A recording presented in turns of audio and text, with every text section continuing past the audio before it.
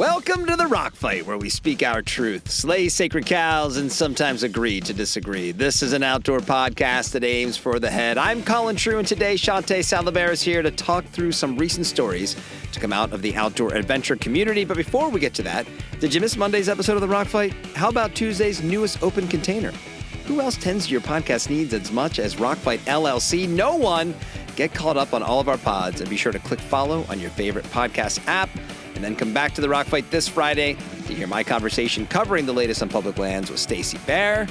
And let's get this one going. Stick around. We'll be right back. Welcome to the Rock Fight, Rock Fight, Rock Fight. Don't let our big-time production value and celebrity names fool you. Looking at you, Producer Dave. But Rockfight LLC is a small business and growing brand. And even though we have our own consigliere, he advises on other matters, we've got to consult a lawyer every now and then on the legal structures that every business needs. But for a small business like ours, the cost to hire general counsel or pay a retainer is a non-starter. So what's an outdoorsy founder to do? I mean, come on, we're not flashing that outside money. Enter Conatus Counsel. They can help your business with fractional general counsel and legal services, from strategy consulting to advocacy and government affairs to real-world implementation for outdoor recreation industry businesses. Forrest over at Conatus Counsel has helped Rockfight navigate some of these areas, and let me tell you, knowing someone has your back means you can focus on running your business. I mean, he had at least 3 edits to this read to, quote-unquote, protect us from ourselves. I mean, that's what I'm talking about. Forrest cares just as much about the outdoors and the outdoor industry as our listeners. So, got questions? ConatusCounsel.com to get in touch with Forrest. The first 6 hours are free. Wait, what? What? I can't say that? Oh, initial consultations are free. Okay, fine. In the store aisles, a quiet revolution is happening. With Endeavor, frontline staff aren't just selling products, they're building trust, making connections, and turning browsers into loyal customers. Let's see how.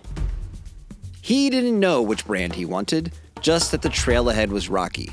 But she knew, because she'd trained for this moment right on her phone. A quick conversation, a confident recommendation, and a perfect fit hiking boot later, he's ready for his trip. That's right, she's a It may be lunchtime, but between sandwich bites, he learned about fog fighting tech and snow goggles. An hour later, that knowledge helped a customer pick the perfect pair and add a helmet too. Learning on the go, selling with certainty, adding value. Yup, he's a Endeavor is a mobile-first platform that equips retail staff with training, incentives, and tools to boost sales and brand engagement. Brands gain insights, sell-through improves, while retail associates stay motivated. Ready to get started? Just head to endeavor.io, update your brand profile, and upload your dealer list to access the free features and, when you're ready, launch your first pay-as-you-go campaign. With flexible, scalable options, Endeavor turns everyday interactions into strategic wins. The result? Be a shop floor hero. Endeavor's here to stay. Shop floor hero. Sell-through is the way. Oh, this is DJ CT, and welcome back to Rockfight Radio, where today we're excited to share with you guessed it, the latest from Fitz. Here's a little taste of Fits Like You, exclusively independent. Out in a town with a name you don't know, past the highway signs and the mountain snow, there's a little shop with a wooden door, been keeping locals geared since '84. They sell grit, they sell gear that lasts, and a socket don't quit when you're moving fast. Fits on the shelf, fits for the bold, not some big box store. You've been sold. We're exclusively independent, yeah, we ride for the few, not the cheapest, just the realest. Knit tight for what you do, for the towns that keep the trails that drive, and the rebels keeping dreams alive. Fit stand tall in the shops, they care if you want it real, you'll find us there. Fits. Check out all of the hits from Fitz on their Spotify playlist, and now, back to the show. Okay, we're back with Shawnté Salabert for the last time, potentially. We may have one more bonus episode in the works, but maybe the last time until late July? Is that right? Wow, you made it sound for a second there like I was dying or something. That's what I'm going she's for. She's going to die after this recording, but she wanted to do one more from her deathbed. Well, I do have one question for you, which is how dare you? Oh, it's not personal. I got work to do, man. It I got to is. write a whole nother book. It turns out I signed a contract and they want me to honor that. I didn't sign you up for that contract. I got pods to make. Let's go. You're going to have to create a contract. You know what? That's true. I don't have a contract with you. What if I just go renegade and I start my own podcast out there, like recording terrible Stone's Throw with Shawnté Salabert. Stone's Throw. It's a great record label. Hey, we're recording this on Monday, and yesterday was Sunday, June 22nd, which was Ed Viester's birthday. I'm not sure if you're aware of this, Shawnté. Shanté's greatest hero in life, besides her Jason Momoa pillow, is Ed Viester's. As an Ed V enthusiast, what do you want to believe that Ed did to celebrate his birthday? Well, I am a hardcore. I did meet him once, and it was really thrilling for me. We were at a conference. I believe he's probably wearing his nicest Eddie Bauer outfit. And if he's not climbing a mountain without oxygen, he is reading his own memoirs, is my guess. And probably eating like a bratwurst or something. I don't know, unless he's a vegan, and then you can just pretend I didn't say that. I think he's a Wisconsin guy, isn't he? He's a Midwest guy. I forget where. Wait, maybe it was is like he? Missouri or something. Yeah, he's a Midwest guy. I don't think it's maybe not my Wisconsin, but Midwest. Otherwise, I would know that, and I would have said it to him when I met him. I've been like, "Hey, Ed," because people from Wisconsin, I don't know, maybe people from other places do this, but we do have a habit of spotting each other in the wild. Like maybe someone's wearing a Green Bay Packers or Wisconsin Badgers shirt or something, and we're like, "Oh, are you from Wisconsin? Oh my gosh, so am I." Just see the accent just kicks in. Yeah, it kicks in real hard, and then you're like, "What are you doing later? Do you want to go on a boat together?" The one thing I think you got wrong about Ed in that scenario that you laid out is that he is not in his best Eddie Bauer outfit. He's just in his, insulated, mountaineering suit that he wears at all times. He never is not in his giant down like suit. Like an Alpine with Stay plastic Puft boots. Marshmallow. Yes. That's how you know it's Ed. Like, oh, there's Ed. Ed. Hey, you look so fluffy. I did send him a note through LinkedIn when it said it was his birthday. I said, "Hey, Ed, happy birthday. Remember, there are no shortcuts to the birthday cake." You did not. I did. And he wrote back, "Haha." I do always, this is so nerdy, but when I've taught a lot of outdoor backcountry skills classes, and I do always tell people, getting to the top is optional, getting down is mandatory at Visters. Did I tell you about, and I might cut this from the podcast, this might be too long, but I tell you about when I was out with him on his book tour? No. Why part of didn't the, you? You're holding out at me. Man. I have to parcel out my celebrity stories because you have you're 10 to 1 to mine. So I told you about how I climbed the mountain with him. Now this is the second part. Wow. Stop showing off. So we sponsored his book tour when, again, he was a Timberland athlete. And so the tech reps, well, there's only two of us at the time, would actually he would do local bookshops and stop into retailers and stuff like that. So we got to travel around with him. And so this is for no shortcuts to the top. And right before the last stop, which was in Boston, it was near Christmas. And I said, "Hey, would you mind signing a book? I want to give it to my dad for Christmas." He's like, "Yeah, what do you want me to write?" I said, "Hey, write, hey, Pete, your son's a real pain in the ass." Ed Viesters. Perfect. And he did it. He's a good-natured man, He is. He thought it was funny. All right, today's opening shot is presented by your hub for ultralight gear, Garage Grown Gear. Head to garagegrowngear.com and check them out. And Shawnté, we're so back. We're so back boy. because according to the New York Post, earlier this month, the New Jersey tourist became the second tourist to be gored by a Yellowstone bison. So we're going to have to put counter noises. Ding, ding. People's gonna people. A 30-year-old man was part of a larger group that approached the animal not far from Old Faithful when the bison charged and struck the man, causing minor injuries. I mean, at this point, what do we do with this information, Shawnté? I mean, are we going to start, I want to start promoting pro-bison petting propaganda just to, bait the bison petters? Just to help filter. Bison petter. Just no, they're friendly. Just pet them. Good, there's another one out of the way. We don't have to worry about that person anymore. Wow. I mean, I have a few ideas of what we can start with there. I'll just keep them to myself, though. I mean, honestly, I remember reading one of those books that lists out, just all the myriad ways that people die in national parks. I don't know if it was Off the Wall or whatever, one of them. And I swear it just said something at some point. It said something like, well, young men are just going to do dumb stuff, more eloquently than that. But apparently older men, too. Yeah. Any, middle-aged men, it just might be. It actually reminds me. What's your chromosome situation? That could tell us a lot about what you're going to do. Maybe there's something in the genome we need to map for bison petters. There's got to be something broken in there. But this reminds me, remember, we got an email recently from a listener who's a former ranger and a bison expert Troy Davis, answering. Fan of the show. Thank you, Troy. Love you, Troy. That was one of my favorite emails I've seen so far. It was beautifully written. I wish I could just read it out loud for the entire episode. But he answered the eternal question, why do people, which is my question, insist on touching bison? And he offered a laundry list of amazing reasons. And I'm just going to read a few of them because honestly, it was just beautifully crafted. Reason number 1. I pet this dangerous animal to show my manliness, rippedness, swollenness. I hate that I had to say that out loud. And to demonstrate my lack of fear and mastery over nature. Okay, I can buy that. Yeah. Here's another one. Animals will understand that I'm high, drunk, or recovering from either poorly. They will be kinder to me than the society which drove me to substance abuse. Unfortunately, not true. But yes, maybe that's like, oh, the bison gets me. He understands me. Can we talk? He understands where I'm at. I'm so broken. And now I'm about to be physically broken because I ran into a bison. Just, but that might feel worse. So in a way, it made it better. I don't know. Because it made you feel things. Yeah, that's all sometimes you need us to feel, whether it's bison fur or a bison goring you. Here's okay. I got to read one more. This is a good one. You can bet I'm going to pet or take a selfie or hug this goddamn bison or alligator or cougar because I've driven 1,000 miles in an SUV with 2 screaming kids and a grumpy wife staying at cheap hotels and my back hurts and my teenage daughter is dating a musician and I hate the traffic jams and all these stupid tourists and this place is expensive and full of trees and some asshole just stole that parking space and the ranger won't let me punch the asshole in the parking lot and yeah, I'm going to touch this and bison. so I will hug the bison. I just got to get some shit out. Bison therapy. Are bison that attractive? If you were going to hug a wild animal with the Marmot. guarantee of no repercussions, Marmot would be the one. Hardcore. Oh, you didn't let me finish the question. I don't even need that's to it. hesitate. Why would you not? You want to hug a marmot? I want so bad. My first initial wild animal desire was to hug a koala, and I checked that shit off the list. I was in Australia for a work thing once, and I looked up. I was like, "Can I hug a koala?" There is one place, the Lone Pine Koala Sanctuary.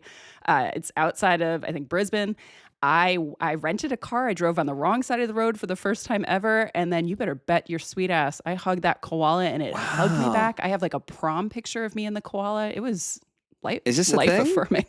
This is both a thing that exists and a thing that you did because you wanted to so badly. All true. So do they test the koalas ahead of time for chlamydia? Or is that sort of I thought about that only after the fact, but I seem to be okay. So you had a solid out if Yeah.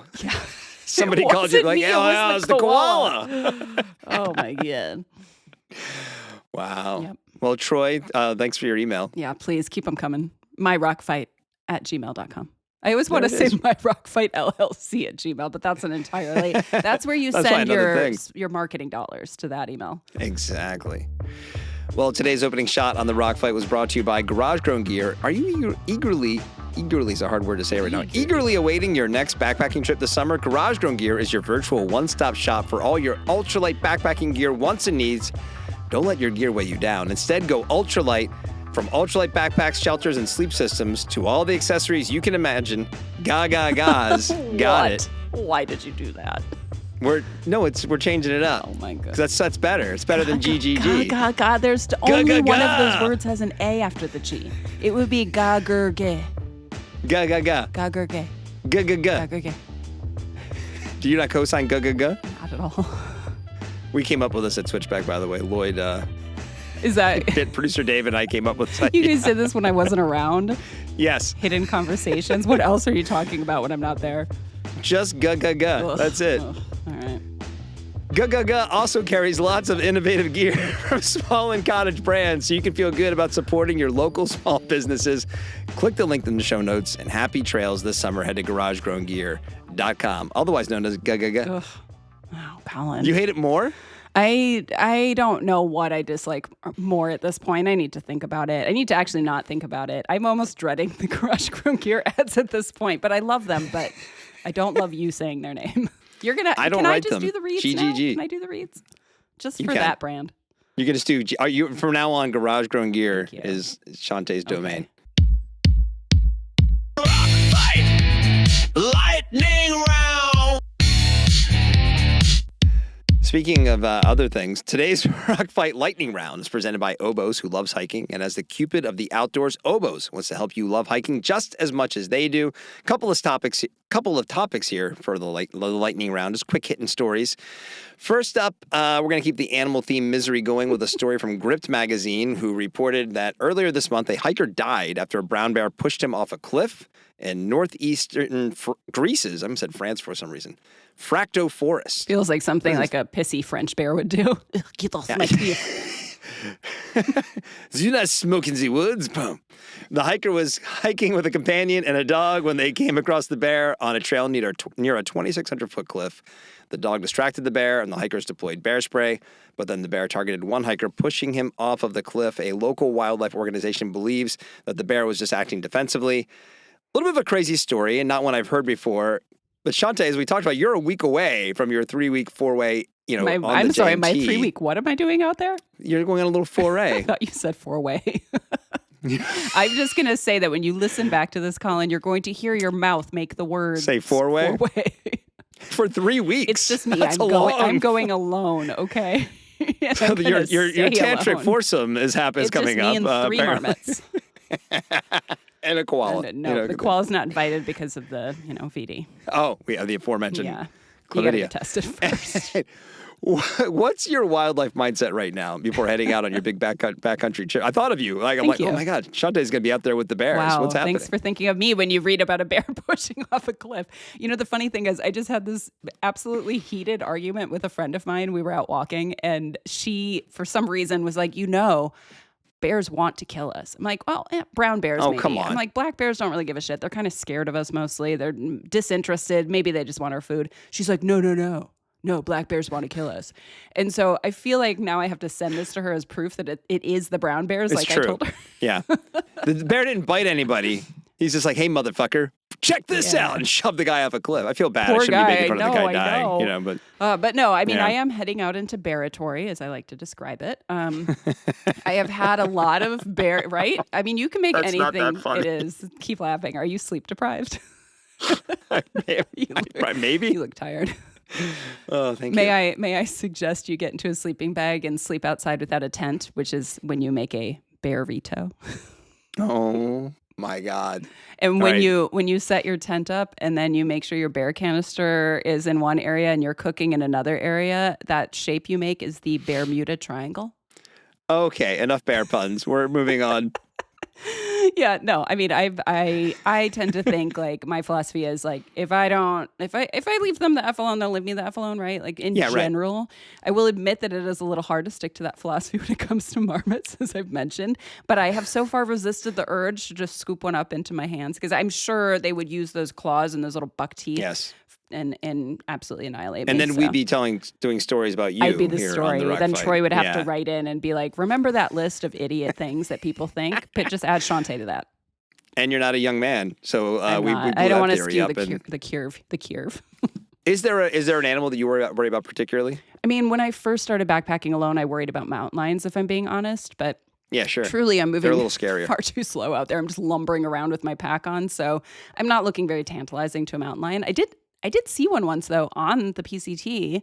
I was out there. I was alone that day. It was morning. It crossed maybe 20 feet in front of me, just sauntering, like not a care in the world. Me, meanwhile, trying not to pee my pants.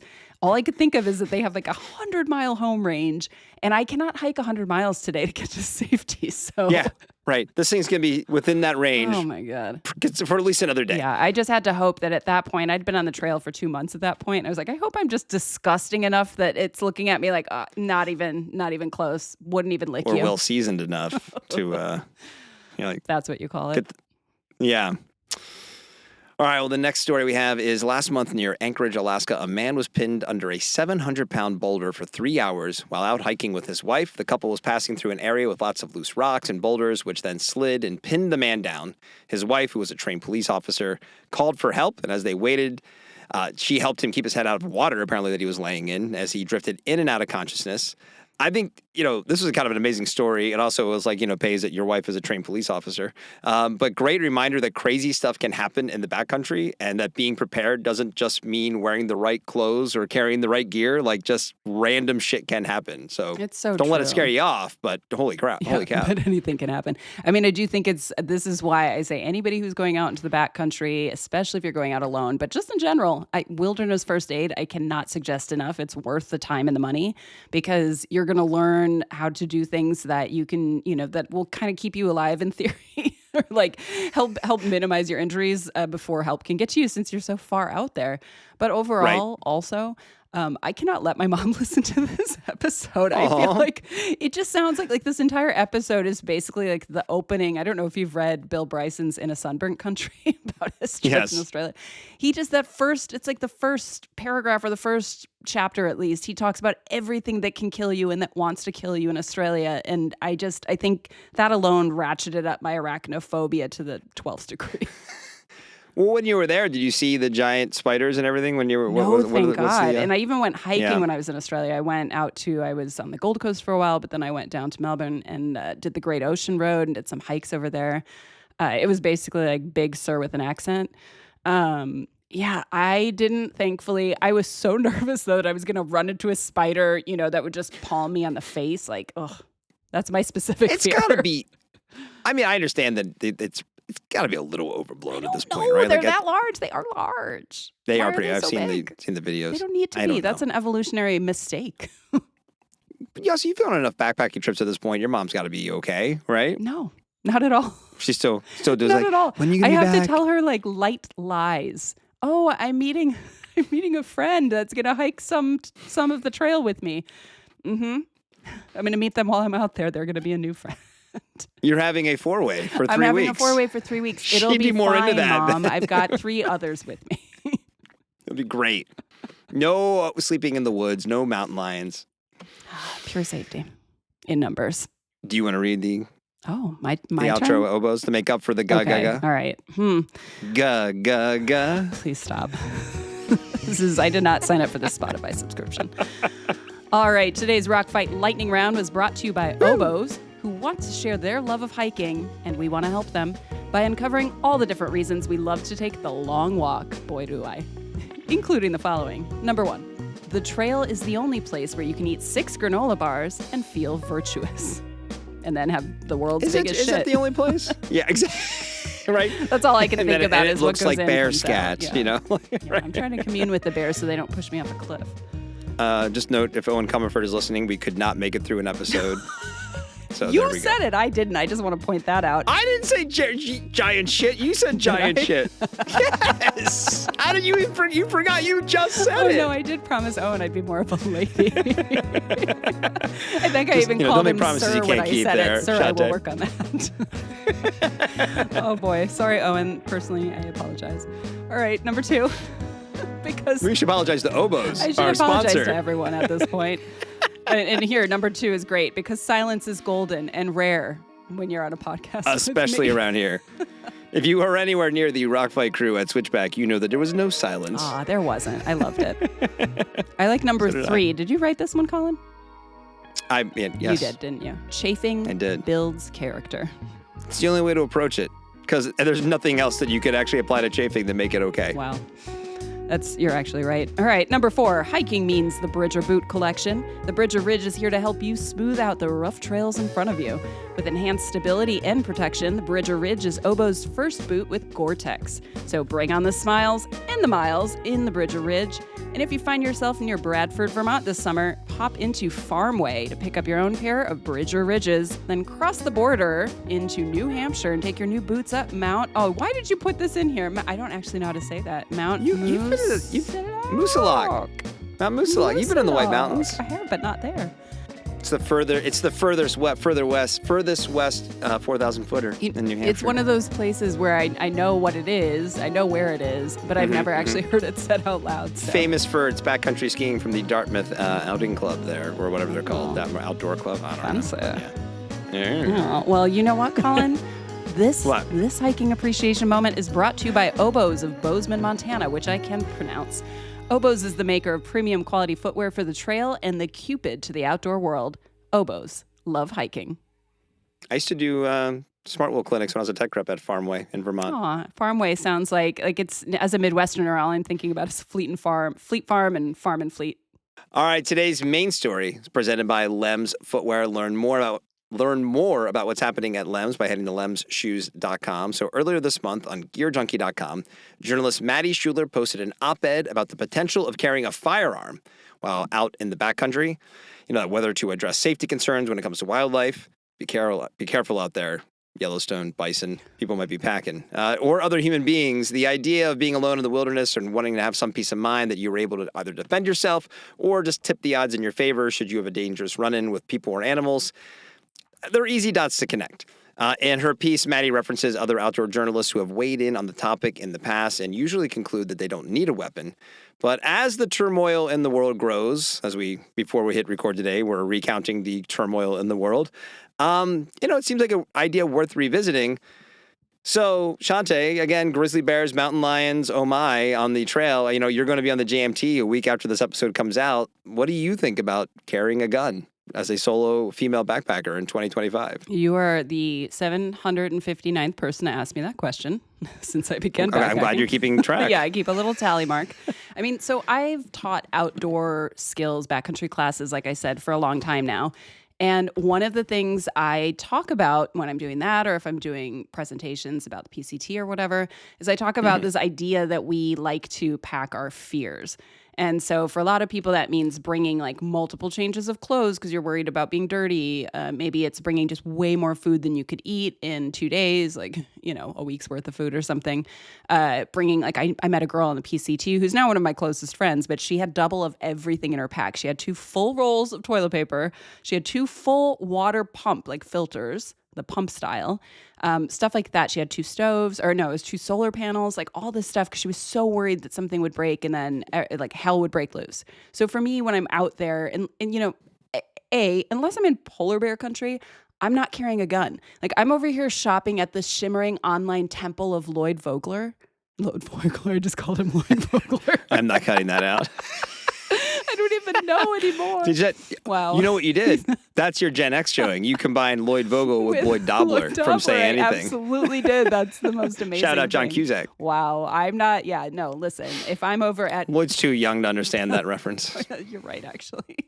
Babyface Lloyd. God. Yeah, listen, I'm not shopping a crush-grown gear to make my pack heavier. I'm doing it to make it lighter. Right. But, in reality, I think about if we're talking about packing our fears, what's realistically going to happen? The thing is, humans are, I was having lunch with my cousin today and we were talking about some of the things happening. I live in a neighborhood in Pasadena that's been heavily impacted by ice and it's been very upsetting. And, we were talking about like, what do you actually prepare for versus what's realistic? And he was saying like, you're going to go out on the trail and same thing you just asked me, are you worried about animals? Right. Yada, yada. And we ended up talking about how people are the most unpredictable and dangerous animal there is, right? So I understand why some people want to carry a gun. I grew up around guns. I grew up in Wisconsin. I grew up around hunting. I'm not a hunter. I do fish. But, I took hunter safety classes as a kid. It was almost mandatory for everyone, even if you didn't end up hunting, which I didn't. I've shot a gun myself, although if I'm going to be fair, it was a tranquilizer gun that a wildlife biologist let me shoot directly into a tree stump and nowhere else.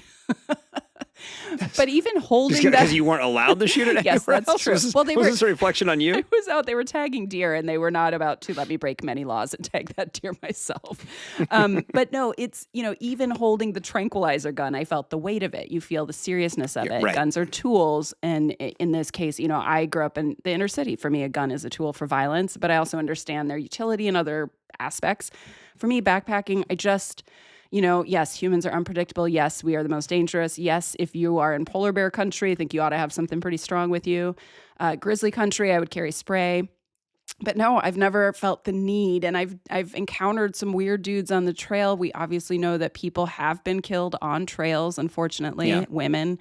And I just, the incidence is so low. It's such a tiny percentage that for me, if you're going to carry a gun out there, you better damn well know how to use it and how to use it well and how to use it under pressure, how to use it in an instant. Like you need to have full mastery of that device if you're going to be carrying it with you.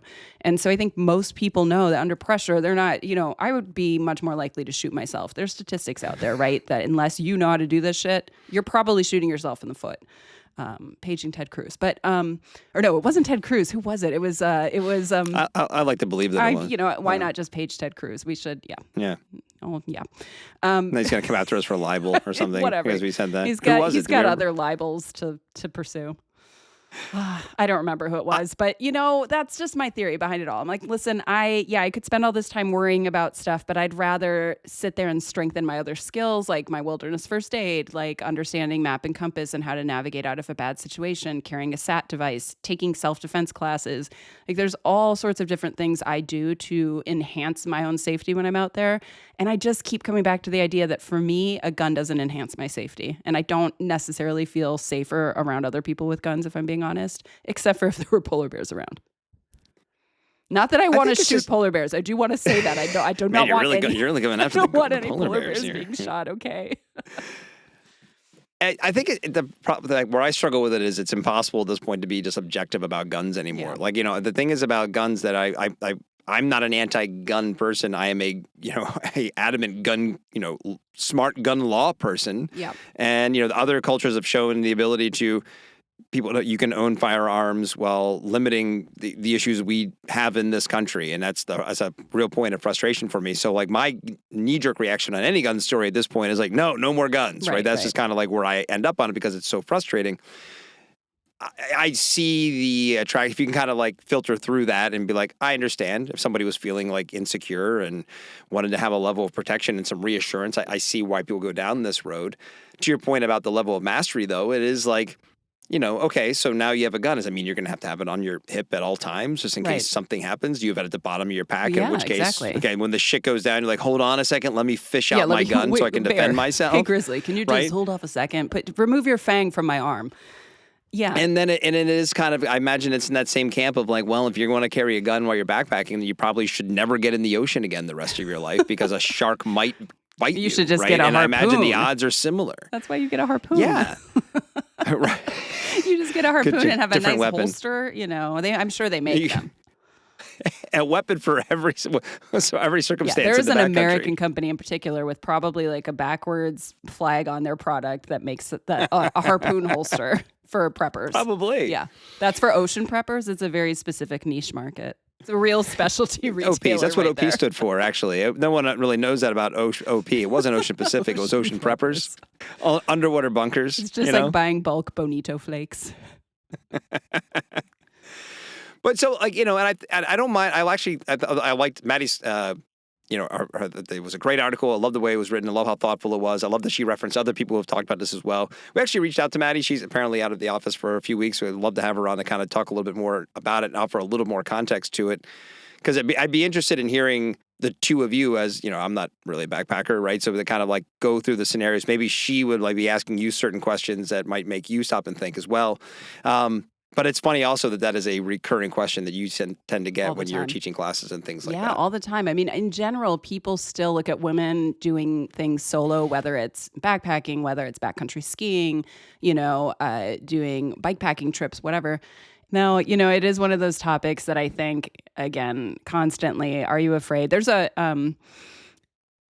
woman named Nicole Snell who does outdoor specific self-defense classes, and she's done TEDx talks and things like that. She's got a great social media presence. So I think anybody who's interested in thinking about safety on trail she's a good one to follow just for some really practical advice. She's not a fearmonger.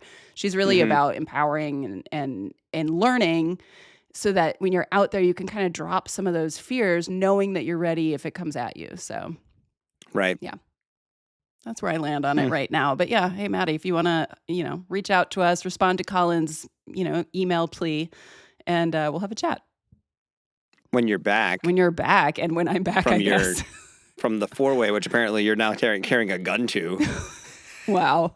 with the STT-laden koalas. What is happening There's next a week? lot. This is a crazy This is party. Renegade. Someone is going to send us hate mail for this episode. At least one person, probably 7. I hope so. STDs, guns. Poop. We're just keep saying those things as like, keywords to get, for Google, Owen's never going for to the talk to me algorithm. again. Exactly. All right, today's main story in the Rock Fight was brought to you by Lems. Hit the trail or the town this summer in ultimate comfort with Lems shoes. Whether you're hitting the trails in the Trailblazer or soaking up the sun in the Switchback sandal, every step feels effortless. Built for adventure and designed for downtime, Lems brings lightweight freedom to your summer escape. Whether you roam or relax, do it with shoes that move the way you do. Head over to lemshoes.com to check it out. Yeah, I got the email today. I'm so excited. I'm gonna. Oh, good. There you go. Yeah, I'm gonna take him as my water/town/camp/ when I don't feel like wearing my shoes. Can do a little bit of everything in the Lems Switchback. We're gonna see. I'm gonna put them pretty hard to the test, so we'll see how they do. It's time for the parting shot. All right, it's time for the parting shot. And so my parting shot today is for those of us who like to go outside and those of us who basically define ourselves by our outdoorsy pursuits and thus think that everyone should go outside too. And there are two things that happened to me recently that made me reflect on this notion, and I want to address it here on the pod because you see, especially like Outside has kind of developed their whole platform now about we're just trying to get more people outside, right? It's like it's just a thing, right? It's like we're trying to get, and I understand on surface that sounds relatively benign, but here let me explain what I'm talking about. So the first thing that happened to me was I came across a post in the introvert subreddit. There's a subreddit for introverts. What? And why are you in it? Well, I was just doing random searches for things. What is it like on the other podcast. side? The title of this post was, I hate going outside, what's the problem? And I'm like, all right, this is great. I'm already in on whoever this person is. So basically, this person was stating that their preference is to stay at home and do things that they like to do, and that others need to respect that choice. And the line in this post that stood out to me the most was, I'm quoting from it, "We all live different lives. We all have different tastes. Different stuff in life makes us happy." Deep. Right? And the second was when my daughter and I were going out to breakfast at one of our favorite spots just the other day, and outside there were two older men who tried to stop us to talk about Jesus and how Jesus can help to save our souls. Now, I've long hated it when people of faith go out of their way to recruit others. I feel that talking the vulnerable into your point of view, regardless of what that point of view is wrong. People are better off making informed decisions that benefit their lives. But the whole rhetoric of trying to get people to go outside, I feel like is kind of in the same camp. We don't know what makes every individual tick. Is it undeniable that going outside and getting fresh air and engaging in nature is good for us? Yes, but that can take a million different forms. And based on the marketing I see for those who harp on the "we just want you to go outside" message, there is a pretty particular way that those folks want you to go outside. And to the point of that Reddit poster, there is no one-size-fits-all way of living. If you like chilling in your house and making art and reading books or binge watching Love Island, who the hell am I to tell you that your life is unfulfilled because you're not doing it the way that I do it? So, and actually, the last thing this is a long parting shot. The last point I want to make. It sure is, Colin. Keep shaking your fist I at got the a lot sky. on my mind. Listen, when I feel like also an outdoor lifestyle is like a slow evolution, right? My journey kind of started, I was like hanging out by creeks with friends, and then I went on a hike, and then I went canoeing, and then I was standing on top of Mount Rainier, right? A lot of and thens that kind of lead to like these kind of bigger and better, these bigger things. So what we should be doing is encouraging people to discover what makes them tick, inspire confidence and good decision making, and the rest will take care of itself. And maybe that'll lead to some people going outside when they figure that out. That's my parting shot. Wow. You really give an air of like old man shakes fist at sky, but I can see where you're going with this. I think that's the thing is like, how do you open up space for people to figure out what their thing is? And their thing may not be your thing. So, and that's okay if it's not. I do think we all, like, what the definition of being outside or getting outside is way more expansive than we make it. You kind of alluded to this, right? That there's this narrow vision. Right. We often talk about here in LA, like they put money into the park systems to, for instance, make longer tables because a lot of families here are multi-gen and they want to do picnics and stuff. And so that's great. That's facilitating them getting outside in the way that works for them. People do baptisms in the rivers, stuff like that. So, yeah. Yeah, I swear I'm trying to take a shot at outside, but it's a good example, right? It's are, like, hey, I kind of like no, we just want more people to go outside, but then okay, well let me look at what the products you are sending out into the world, and it's pink bike and climbing and powder. It's the stuff that I like to do, but so that to me is saying that you want people to get outside and do these things because that's what you're selling, and it's like, well, if I say I want people to go outside, then go sit. Like Justin and I read an email once, and someone's like, I just want to go sit outside at a chair and enjoy nature. Like, great, Do it. go sit on a bench. That's being outside, and that's fulfilling. It doesn't need to be one way, and that's where I bristle, I guess. I mean, let the people pet the bison then, I guess. That's what they want. Yeah. That's how they want to be Well, outside. Listen, if you understand the consequences that are coming your way, Have at it. hey, have at it, man. Maybe you're a bison whisperer, and who am I to say that you're not? The bison's gonna win. So Yeah, I mean, but as long as you understand that. Any parting shot before you leave the show for a month? No, wow, I feel like I You've been should. crying every Monday I think I afternoon. should. Well, Colin, we'll see. You and producer Dave encouraged me to record some voice memos while I'm out there. Oh yeah, that's right. So maybe it'll be, and you can just probably see if I do a couple of them, you'll see the deterioration of my mental state along with my physical state. The longer it Fuck gets. being outside. I hate this. I want to be watching Love Island. The best thing is, no, I would be watching Below Deck if I'm going to expose myself. That's fine. The best thing is when I'm out there, I take like recorded notes for myself when I'm working. So I'm working on a book. And so I take recorded notes, and it's funny listening back sometimes. And I could just tell like the days where I'm riding a high, I'm like, that was the best day. I love the alpine. I like looking at meadows and butterflies and marmots dancing around. Life is wonderful. Life is so extraordinary. And then there's other days that are like, why have I chosen this life? I just want to end it all. And I don't know. I just got, I'm doing this thing with Steve Casimiro from, our good pal Steven from Adventure Journal is doing a project called Field Journal Collective. I just got a field journal in the mail that I am going to be carrying with me. And We willed this into existence. no pressure. It's just New York Times writer John Branch, and then I believe Jim Musso, the artist, is the other person in here. And so cool. It's just going to be my sweaty, tear-stained scribble scrabble after this. It's going to be great. Little Shawnté poop smears, No, you did that. I didn't. I didn't say that. Owen, just know that. All right, you want to close this thing out? Well, that's an excellent parting shot. No, listen, we're very, very excited for our voice memos from the trail. my Very best. excited to hear about how it was out there. Very excited to eventually read this book. You've been telling me about this book for I feel like years now at this point. It So has been years. pretty soon it's not. You're gonna have to come up with a new excuse about why you can't. Like, shit, I can't. That book thing didn't work out. I'll find So- something new. All right, that's the show. Like Shawnté said, we want your emails. Send them to myrockfight@gmail.com. The Rock Fight's a production of Rockfight LLC for Shawnté Salabert, who is now, as you hear this, no, she's not on the JMT yet. Yeah. Almost on the Almost. JMT. I'm Colin True. Thanks for listening. And Krista Makes is here to sing Shawnté out to the Aw. JMT with the Rock Fight song. We'll see you next time, Rock Fighters. Rock fight.